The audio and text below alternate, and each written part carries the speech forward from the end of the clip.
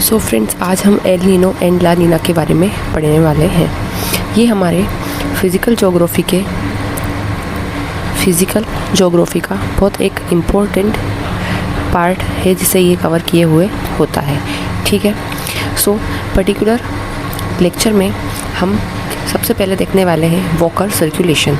Actually Walker circulation होता क्या है? So Walker circulation occur during the normal year. Suppose normal year है, उसमें वॉकर सर्कुलेशन होगा। पहली बात तो ये क्लियर है। ठीक है, जहाँ पे ह्यूमिड कंडीशन होगी वहाँ रेनफॉल होगा, एज पिक्चर में दिख रहा है। और जहाँ पे वार्मर कंडीशन होगी, जहाँ पे जिस लोकेशन पे या फिर प्रेसिपिटेशन नहीं होगा वहाँ पे ड्राई वाली सिचुएशन हमें look over here. Okay,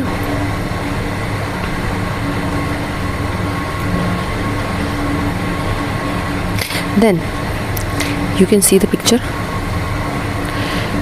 So first of all we'll talk about the Walker circulation.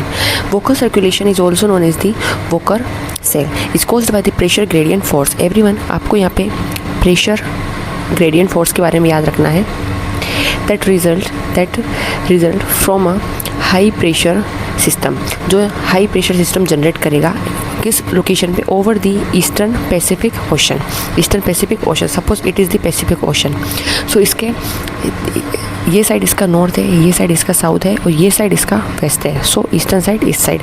ठीक है, so it is eastern side, it is western side. Okay, so Walker circulation which is also known as the Walker cell, ये cause होता है by the pressure gradient force की वजह से, जिसके result होंगे कि from the higher pressure system over the eastern Pacific Ocean. More और लेस जो पैसिफिक ओशन के ईस्टर्न साइड होगा वहाँ पे सबसे ज़्यादा प्रेशर जनरेट होगा। जहाँ हाई प्रेशर होगा वहाँ टेम्परेचर लो होगा। ठीक है, लेकिन ऑन दी अदर हैंड जहाँ पे लो प्रेशर होगा मतलब टेम्परेचर ज़्यादा होगा। तो यहाँ पे लो प्रेशर वाली लोकेशन अभी कौन सी है? इंडोनेशिया वाली। Indonesia in the sense western Pacific ocean वाली। ठीक है, ये मैंने कुछ ट्रिक बनाई थी कि प्रेशर पैसिफिक में वॉक कर रहा है, तो प्रेशर पैसिफिक में वॉक कर रहा है, तो इससे हम समझ जाएंगे कि जो हमारा ईस्टर्न पैसिफिक ओशन है वहाँ पे प्रेशर हाई बन रहा है और हम बात कर रहे हैं वॉकर सर्कुलेशन की। और जब ईस्टर्न पैसिफिक में हाई प्रेशर है तो इसका ऑपोजिट हो जाएगा कि जो इंडोनेशिया ऑस्ट्रेलिया वाली लोकेशन है वहाँ पे प्रेशर लो हो जाता है। Okay, so the Walker cell is indirectly related to the upwelling of the coast of the Peru. तो पेरू वाली कोस्ट में अपवेलिंग होने लग जाती है, मतलब मोर और लेस उथल पुथल होने लग जाती है। एंड इक्वेडर में, तो पेरू और इक्वेडर में जब अपवेलिंग होगी तो इसकी वजह से न्यूट्रिएंट रिच कोल्ड वाटर आएगा। और जब न्यूट्रिएंट रिच कोल्ड वाटर आएगा वहाँ पर फिशेस भी ज़्यादा आएंगे और फिशिंग स्टॉक वहाँ पर सबसे ज़्यादा देखने को मिलेगा। दैट्स वाई हमारे लिए ये फिशिंग इंडस्ट्रीज़ वालों के सबसे ज़्यादा इंपॉर्टेंट होता है। अब बात करते हैं हम नॉर्मल कंडीशन की। सो नॉर्मल ईयर में क्या होगा कि जो सरफेस का जो प्रेशर है वो हो जाता है लो, लेकिन लो कहाँ हो जाएगा? Location Australia, writing in short Australia और इंडोनेशिया वाली लोकेशन में क्या हो जाएगा? नॉर्मल ईयर में नॉर्मल लो प्रेशर रहेगा। एंड जब यहाँ पे ऑस्ट्रेलिया और इंडोनेशिया में लो प्रेशर रहेगा तो हाई प्रेशर सिस्टम जनरेट हो जाएगा पेरू वाली कोस्ट पे।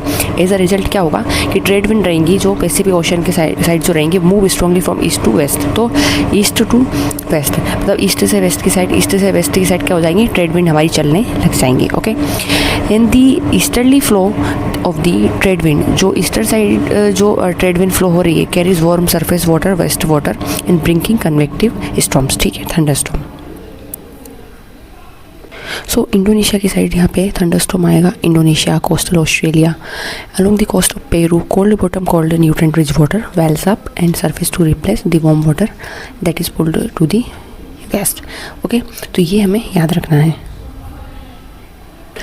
एल नीनो वाली कंडीशन ये है कि एल नीनो में लो प्रेशर सिस्टम जो रहता है वो रिप्लेस हो जाता है हाई प्रेशर वाली सिस्टम, मतलब लो इनटू दी हाई में कन्वर्ट हो जाएगा। कहाँ पे? वेस्टर्न पैसिफिक में। फिर ये जो चेंज है प्रेशर पैटर्न में वो होता है ट्रेड विंड रिड्यूस हो जाती है। जितनी ज़्यादा ट्रेड विंड रिड्यूस होगी तो is equal to the weak Walker cell.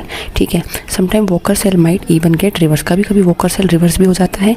This reduction allow the equatorial counter current, मतलब इक्वेटर पे जो काउंटर करंट रहता है मतलब डोल्टन वाला करंट जो है, to accumulate warm ocean water and along the coast line of the Peru and Ecuador. तो पेरू इक्वेटर पे वार्म ओशन वाटर यहाँ पे अक्यूमुलेट होने लग जाता है। कहाँ की कोस्ट लाइन? पेरू और इक्वेटर पे। ये होती है El Nino condition. So El Nino warming condition create करता है, वाइल ला नीना जो है वो हमारे लिए कोल्ड कंडीशन क्रिएट करता है। तो ला नीना हमारे लिए अच्छा होता है, एल नीनो हमारे लिए अच्छा नहीं होता है। इसके आगे हम नेक्स्ट वीडियो में कवर करेंगे। Thank you.